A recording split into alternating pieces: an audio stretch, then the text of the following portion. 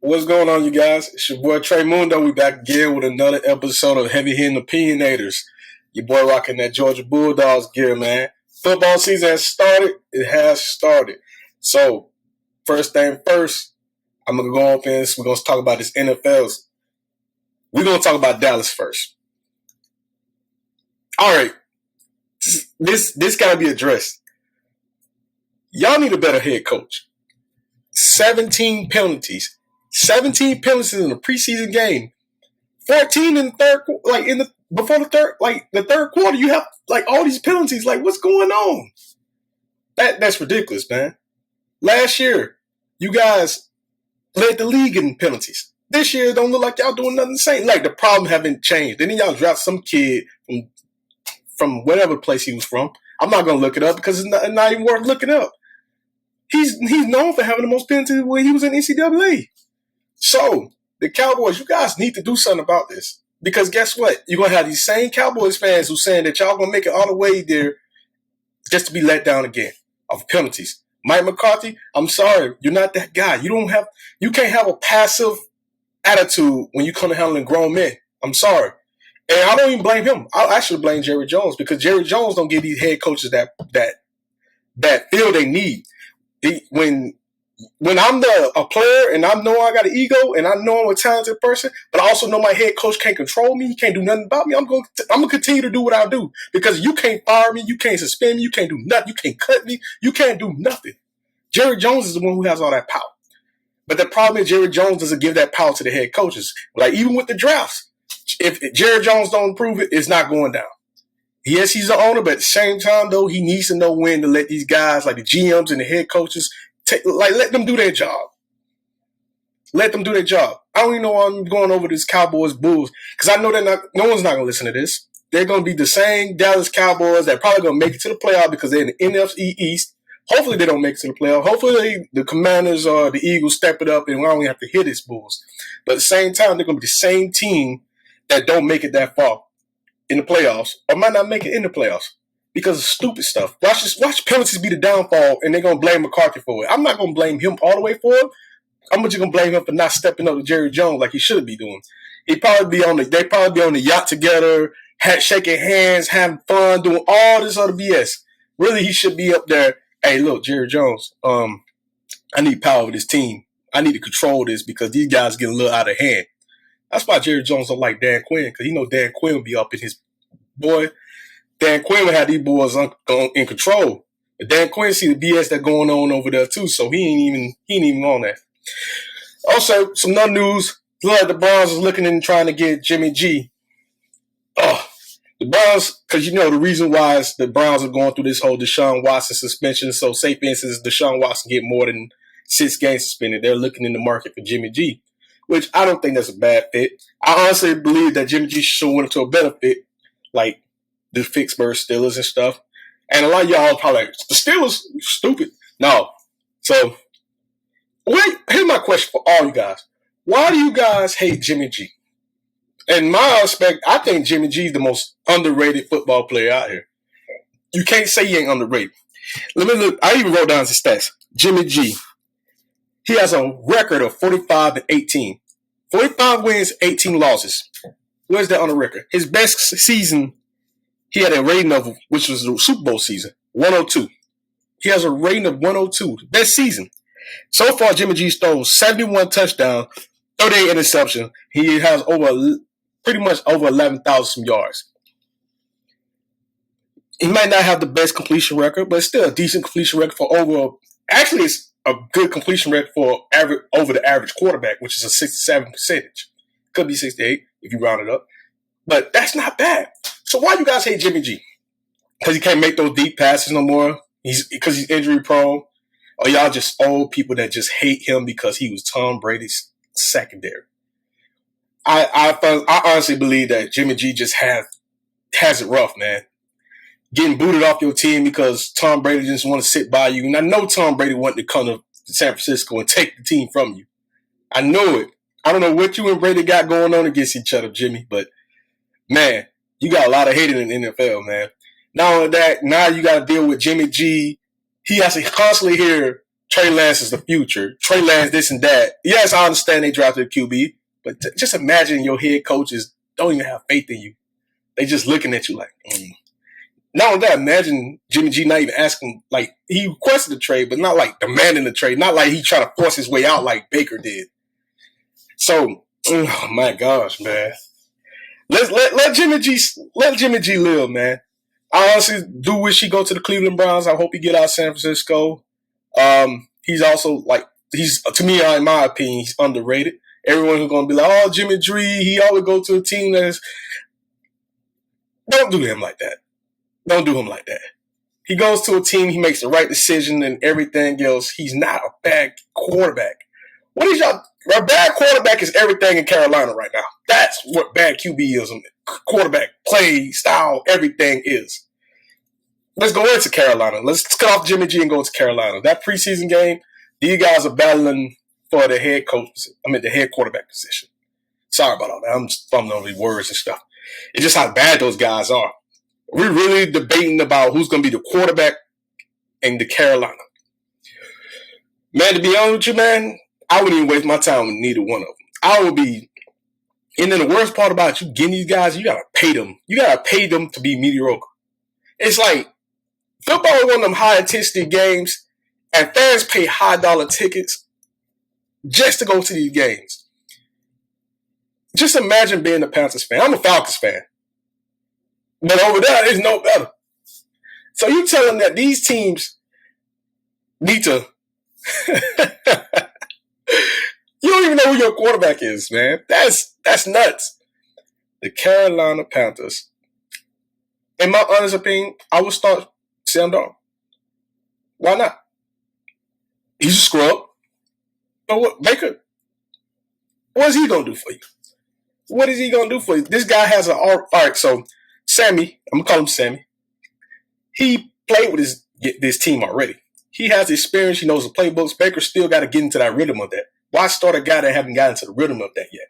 When Sammy go down, then you throw Baker in. But don't just give up on Sammy just yet. Because right now, Sammy on his line of, like, he's dancing. Everyone already called him a bust. I'm not going to call him a bust just yet.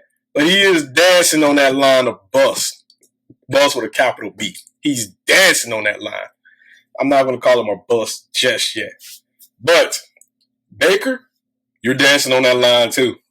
You're dancing heavy on that line. But in all respect, though, I will give Baker all his respect, though, because he took a winless franchise gave them hope. And then on that, the year after, it took them to the playoffs. So I'm not going to disrespect Baker too much.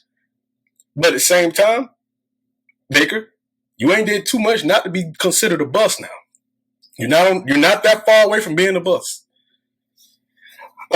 Overall, the preseason game did start. There's a lot of teams that did look good in the preseason. Pittsburgh with Trubisky don't look that bad. I kind of like what I seen. Trey Lance, though, man, Trey Lance looked good, man. Oh, man, Trey Lance looked obviously good. Kansas City looked good. There's a lot of teams look good, man. I even seen a TikTok. I seen Tua throwing a deep dish pass to Tyreek. We'll see. On to the basketball news. Kevin Durant just gave the Brooklyn Nets an ultimatum. Either Steve Nash in the gym or I'm gone. Steve Nash in the gym or I'm gone. That's what he told him. All right, Kevin. Kevin, man. Look, bro. It's kind of hard to defend you when you dancing on fire like this, man. Like, you're literally telling an organization that gave you everything and let you modify the players as much as you want to. You shouldn't have went after James Harden. You went after that clown. I'm calling James Harden a clown. He is a clown. How y'all cannot see that guy's a clown? You went after that guy of those role players you had. Y'all had a squad that was ready to win the whole thing. And you wanted to go after James Harden? Man, dog. And I like KD. I used to like James Harden. I'm not a fan of him no more like that because at the same time, I don't feel that urge to win. There was times he could have won that when Kevin Durant was out. You guys James Harden was literally, I think that was his MVP season. You literally could have took that away from them guys. If the Houston Rockets would have went up there and played the Toronto Raptors, we would have had a different conversation. James Harden, you would have had your first ring. You knew you guys could have squashed Kawhi in Toronto. There was a point Kyle Lowry was giving 0 points in the playoffs. He had no effort. Kawhi literally won his second ring just by ease. So no, I'm not giving James Harden no type of. James Harden got to prove to me that he can do it. You got to prove to me that you can step up, James Harden. You're an NBA 75 player. I would not be talking about this if you was a Kyle Lowry type player. If you was one of those regular folks. I'm talking to this because you are NBA 75. Anybody that's an NBA 75, there's players like Tracy McGrady and all these other legends that got snubbed out because of you. Because they deemed you worthy of that list. No, I'm not giving them that. So, Kevin Durant, the clock's ticking. You want to be in that, Kevin Durant, you should be in that NBA top 10 list. No one brings up your name. Yes, you came to Golden State. You helped Curry get 2 additional rings. But at the end of the day, guess what? They're not talking about you like that. They're talking about Stephen Curry. They're talking about Wardell. Because at the end of the day, Wardell stayed there in that team. He led them all the way back without you. He led them the first time without you. And then after you gone, he still went back and got more. He's phenomenal. He don't give up on his rookies like LeBron does. He leads those guys the way. Look at Jordan Poole. Jordan Poole, as a 77 rating player in my eyes. Curry make these guys look so good, man. He gave these guys he got people like Klay Thompson, Draymond Green looking like Hall of Fame players, man. That's how good he is. He revolutionized the game of basketball. You're just good at basketball. This guy revolutionized basketball. You can score many times, different spot. Like you can do I'm not gonna take off your offensive game. It's uncanny. There's none that can do it. You're the greatest scorer ever. But at the end of the day, guess what, dog? That doesn't get you to the top 10.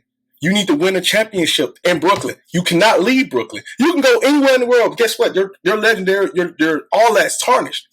And not only that, you're messing it up for other players in the team. Not on the team, but in the league. When you're trying to control management, they're going to realize we need to make sure that stuff like this don't happen. Watch this. Adam Silver's going to come out with a policy. They're going to make sure that no player can leave that team until their contract's fulfillment is done. You're going to be the reason why. Is it your fault that everything in Brooklyn fell off? Yes, it was. You left a team that was doing good with you. All because of something that one player says. Bro, you a street hooper, man. How many times I sat there when I called somebody a bitch when we were playing basketball? We all play any sport. We called each other names and stuff like that. You know how much stuff we said to somebody that get in somebody's head? That better not been the reason why you left. Hey, if you're going to say I want to leave my own team, that's cool. But you saying that I want to go to Miami and Phoenix right after that because of some stuff that didn't go down in Brooklyn? Or is it Kyrie? You got to say something at the end of the day. Because all that little passiveness, y'all boys too soft, man.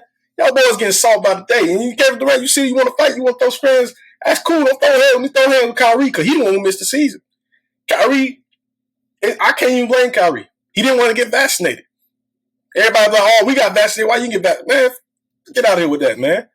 At the end of the day, bro, if you knew it was a situation, you had a problem, say something about it. Kyrie could have been going the other day if he didn't get vaccinated. They were waiting on you to say something because they gave you the power and the key. Now all of a sudden you got the power and key, you want to trade the car in. Get out of here with that, man. I ain't finna give him no more of this, man. No more. The Brooklyn Net, Kevin Durant, whatever team you going to, it better be the Sacramento Kings or somebody else. You cannot go to a winning squad. Because you go to a winning squad, I don't want to hear nothing no more. It's done. I don't want to hear nothing about you being NBA top 10 because you're never going to reach that list. You're never going to be – you'll be NBA 75. You're going to be one of the greatest players, but no one's not wearing the Kevin Durant jersey. Why would they? You, James Harden, a few other players out in the league, y'all ruining basketball. Ratings are going down because people tired of you guys. It's hard. If I'm a fan, how I'm a chip for a team I'm not going to know who the player is going to be next season. Because a superstar will come there and make all these changes. My player, I probably met out there in the court. I probably shook this guy hand, got my jersey from this guy. And some superstar comes and send this guy all the way around the world. Teams do good. Look at how Isaiah Thomas did in Boston. They got rid of Isaiah Thomas, got Kyrie. They didn't even care. So, man, I'm sorry I had to go off on that rant, man. I just don't like that. That shit pussy to me, man. That shit pussy as hell, man. But I'm about to wrap up everything up. I had to give y'all a quick episode. I was dealing with some issues and stuff like that, but I'm back. I'm back. I'm always dealing with something, man. I want y'all to get in my comment section, like, comment, subscribe, do all that stuff, man. I'm telling you, we back. Heavy Hittin Opinionatorz. Also, I'm having special guests on here talking about stuff. Football season has started, and then, you know, I told y'all I'm gonna come for y'all teams, man. Jay, man, we're gonna see what wins do, man. I don't think he's gonna do too much, but we're gonna see what wins do, man. Everybody else, though, get at me. Your boy, I'm out.